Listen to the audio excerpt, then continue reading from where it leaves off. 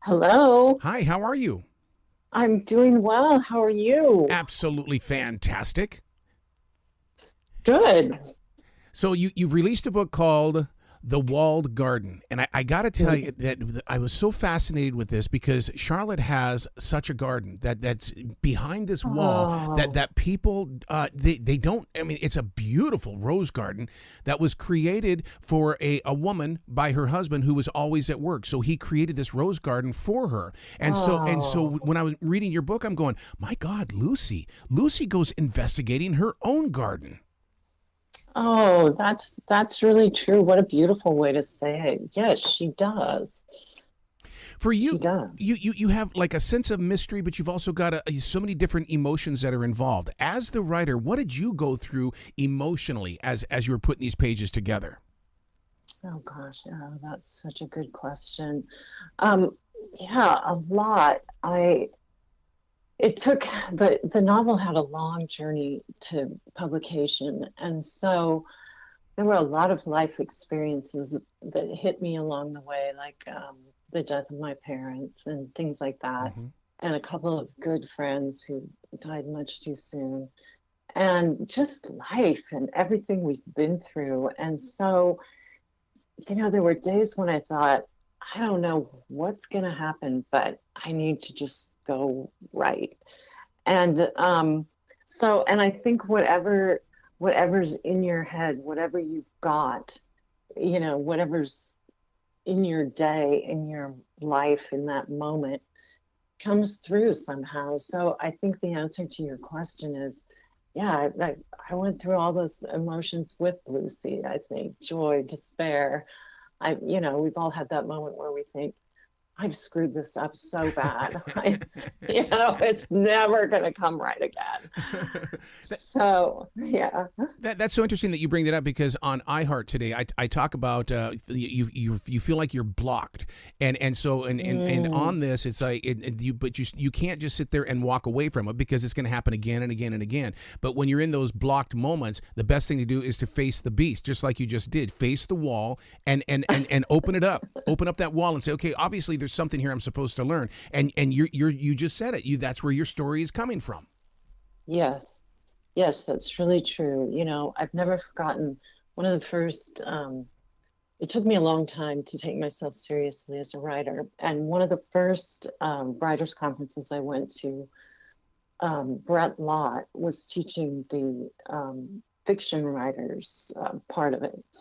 And he said, you have to just realize that you don't know anything, which just sounds really strange, but it's actually very freeing. You think, okay, I don't know how to do this, but I'm going to do this.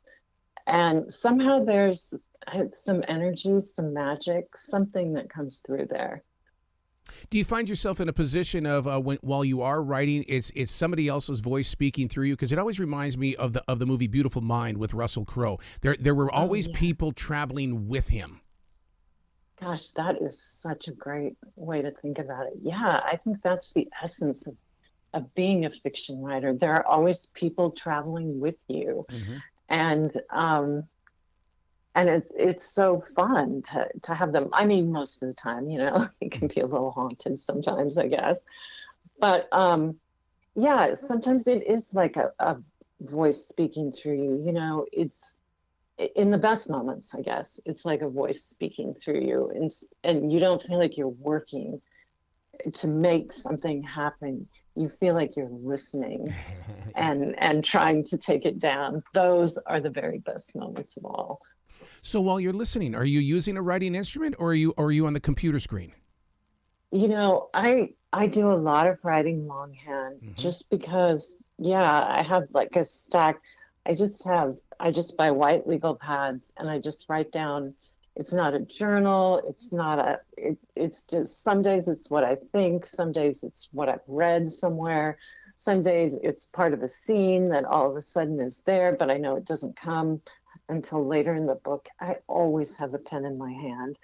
And and my desk is covered with colored sticky notes because that's my thing. That's my how I keep track of it all. And then I get to the computer, you know, but and sometimes I draft Hmm. on my laptop, but a lot of times, especially if I get stuck, there's something about writing it out longhand that seems to help me. I'm also a daily writer, and one of the things that like and I get ink on my hands all the time because I'm a dipper. I'll Yes. go over and dip, and then go and then write, and then go over and dip. And I always sit there and look at the ink stains on the fingers and go, that could have been a word. You put it on your hand. That could have been a word.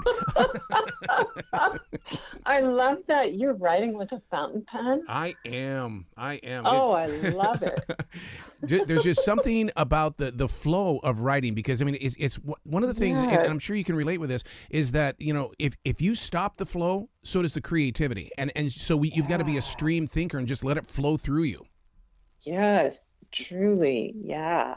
Even sometimes when I'm writing on the computer, my window looks out at this maple tree. And so in my best moments, I'm trying not to even look at the screen. You know, I'm looking Hmm. out the window and I'm just trying to keep my fingers moving, like you said. Not getting ink on them, but I'm trying to keep them moving. I, Yeah, those are the best, aren't they? you know, and when you're using your fingers like that on a keyboard, I'll tell you what, I long for the days of the typewriters because man, I would sit there and just You listen to know, that. I agree totally.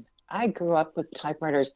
I loved my IBM Selectric typewriter when I was working right out of college. And yeah, there's just something so comforting about that sound of those keys. It's like you know that something's happening there. Well, it's music, and you know it's the rhythm of your heart. Sorry, are you? Oh no. So the name of the book is called The Walled Garden. The inspiration Mhm. for the book, because what I really love here about Lucy's research is every reason why, as a writer, I like to explore. Well, Lucy is exploring, and it's like, oh, I can relate with this. Oh, and old letters and old diaries and all that kind of old stuff that's written on paper. I'm completely fascinated with it. And so to go on a treasure hunt in an archive, I dream of doing it, yeah, just, yeah, to search, find it, to find it was hidden away a long time ago. So that everybody else forgot about it, or else they, like with the disappearance of my character, Elizabeth Blackspear, they just forgot. You know, I mean, they didn't know what happened and they stopped trying to find out. See, that's interesting that you bring up with the old letters and things like that, because as a daily writer, I sit there and I do wonder about, you know, what when it's time, what's going to happen to these 28 years of journals. And the thing is that I convince myself that it's not for me. Dear future reader, I'm sharing a story with you. Yeah, that is so interesting. I've thought about that too. For a long time, in earlier in my journey with the walled garden, I did Julia Cameron's Daughter's Way, so I did lots of morning pages. And I feel like that too. And I always have journaled off and on in my life. And yeah, I feel like, okay, what am I going to do with that? Am I really going to leave those to my kids? Or, yeah, I don't know. So now, why a garden? Is it because of your view outside the window, and or did you actually visit a garden and you go, ooh, I just experienced something here. It reached out to me. Actually, yes, that's true. I became a gardener because of the of the gardens that I had visited, and the gardens that I visited and loved the most were in England. And so the garden that I based Elizabeth Blackspear's garden off of is a garden called Waterperry in a little village outside of Oxford, and it was just an experience that you just was so magical. It has a very, I actually used a lot of it in the book. Some of it I changed to suit the needs of the story. But the entrance is the same, and it's very narrow. It's a very strange way to enter the garden. It's not a huge arched, opening or anything. It's this little opening in a brick wall, and you go in, and there's this narrow path, and you really do feel like you are in another world. And I think that was what I experienced. I've been there twice, I'm dying to go back. And yeah, you experience that, okay, I'm in another world. And especially when it has, for me as a reader and as a writer, when it has those sort of historical connections where you get that feeling. I actually give Lucy this feeling in the book of other lives having been lived Yeah. on that land, in that space. Oh, I can so relate with that. Not even 2 miles from the house here are these huge boulders that Native Americans lived in and underneath. And to this day, Wow. people will go, so where did the writing come from? Ask them. They're the ones that transfer the energy to me. I just happen to be the one out in the forest. Interesting. And I mean, but you're so right about the things of history is that Yeah. it's just constantly going after the creative people. Mm-hmm. Yeah, there are places. I think that's why I gave Sam that interest in ley lines too, because I'm fascinated with that, where, there are these ancient pathways in Britain that are thought to have kind of this spiritual energy because they've just been there for, like 2,000 years. And people, did pilgrimages or whatever they did. But but yeah, there's this energy there and you can feel it, and it's just, yeah, it's stunning when it happens. I love it. I live for it. People, well, they'll tap into View from the Writing Instrument on iHeartRadio because we get the opportunity to create with and speak with other authors and things like that. But one of the things my goal Fun. has always been is to allow the hider writer, the person that writes and then hides their stuff, an opportunity to walk out and to explore and to release their stuff. How did you reach beyond that point where you said earlier that you didn't really recognize yourself as a writer? What was that one moment where you said, it's got to go. I've got to release it. So you mean that the walled garden in particular, In or in just general, being a as the writer? writer, yeah, because I mean, Yeah. Julia Cameron says we're all born to be writers. We just choose not to. Yes. Yes. Sorry, I didn't mean to interrupt you. Yes, and it actually was one of her books. I did The Artist's Way Yep. multiple times, Yep. and but in a lot of ways, her book that spoke to me the most was the one called The Right to Write. Yes. And that's the one where she kind of says, we are, like, as you just said, we are all born to be writers. And it was like I could finally allow myself to go there and think, okay, yeah, I could really do this thing that I've always wanted to do. And she's got that passion Mm-hmm. for the world needs your story. And when you're starting out writing, you don't even necessarily know what your whole story is or what kind of story it is. I mean, I went through so many drafts with the Walled Garden. I mean, I didn't know what kind of a book it was going to be at the beginning.